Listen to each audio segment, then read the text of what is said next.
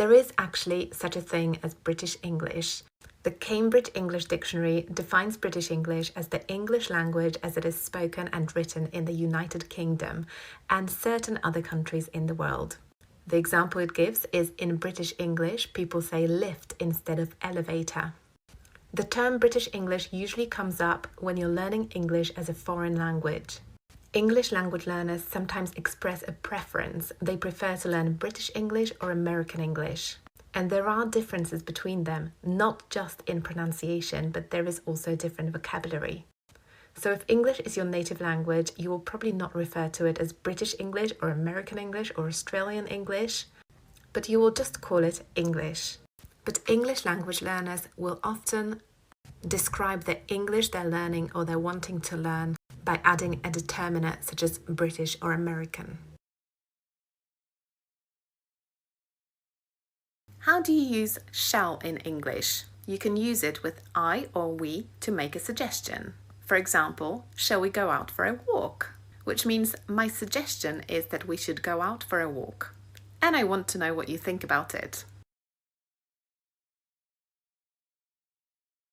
Do you want to understand English grammar?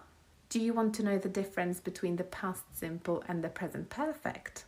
Do you want to know the difference between the past perfect and the past perfect continuous? Then click the link in my bio. It's got a free English grammar guide. Enjoy! What does tak mean in Polish? Would you like some tea? Tak. I'm so hungry. Tak.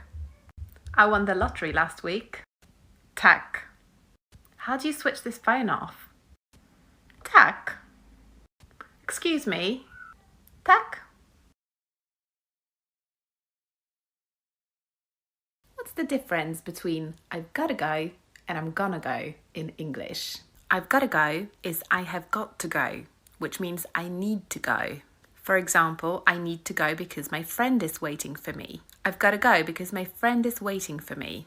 I'm gonna go is I'm going to go. I'm thinking of going because it's probably a good idea for me to go. I've got nothing else to do here, so I think I'm gonna go. Pronunciation challenge. Can you pronounce these 3 difficult English words? You say them first and I will say them after. And don't forget to do this. Rummage. Rhetoric. Rather. Mouse, mice.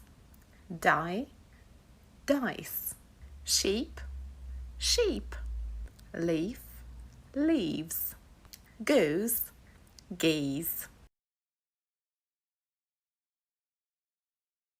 What's the difference between have and have got in English? They mean pretty much the same thing. The difference is have got is a little bit more informal. So you can say they have a car or they've got a car. And it's the same thing. It's just that they've got a car is a little bit more informal. If you want to turn it into a negative sentence, you just need to say they don't have a car or they haven't got a car. And to make a question, do they have a car? Have they got a car? Follow me for more tips.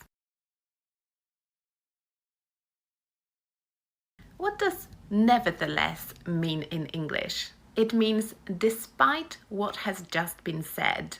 For example, she doesn't like tomatoes. Nevertheless, she had tomato soup for lunch today. But it doesn't matter. Despite the fact that she doesn't like tomatoes, she did have the tomato soup. Follow me for more tips on learning English. This is a work of art. This is bullshit. This is a work of art. This is bullshit. This is a work of art. But this is bullshit. What's the difference between wrong and mistake in English? They both mean that something is not right. Wrong is usually used as an adjective or an adverb. For example, you're wrong, which means you're not right. What you're saying is not correct. Or I gave the wrong answer, so the answer I gave was not correct.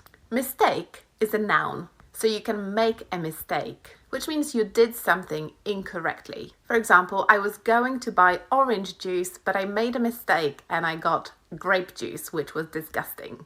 The word wrong can also be used as a noun, which means a dishonest or immoral act. For example, I've done you a great wrong. I did something really dishonest to you. Follow me for more tips. Here's an idiom for you guys. To beat around the bush. It means to avoid saying something directly. Stop beating around the bush. Just tell me you don't like my new haircut.